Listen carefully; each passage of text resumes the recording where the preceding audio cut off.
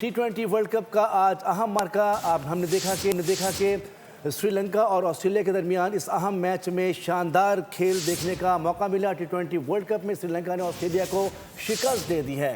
श्रीलंका की home ground पर शानदार परफॉर्मेंस को दिखाते हुए उन्होंने फतह अपने नाम की है।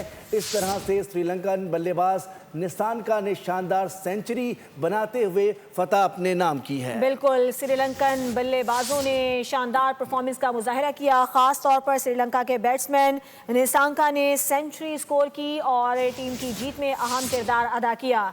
श्रीलंका की होम ग्राउंड पर शानदार परफॉर्मेंस ऑस्ट्रेलिया को शिकस्त से दो चार किया है और इस तरह से ऑस्ट्रेलिया जो है वो वर्ल्ड कप की दौड़ से बाहर हो गया है। श्रीलंकन बल्लेबाज सांका ने शानदार सेंचुरी स्कोर की है और टीम की जीत में अहम किरदार अदा किया। ऑस्ट्रेलिया के अगले मरहले तक रसाई अब इंतहाई मुश्किल हो गई है। T20 वर्ल्ड कप श्रीलंका ने ऑस्ट्रेलिया को शिकस्त दे दी है। जी हाँ, श्रीलंका ने होम ग्राउंड पर शानदार परफॉर्मेंस दिखाते हुए फतह अपने नाम की। इस तरह से ऑस्ट्रेलिया की टीम इवेंट से बाहर हो गई है।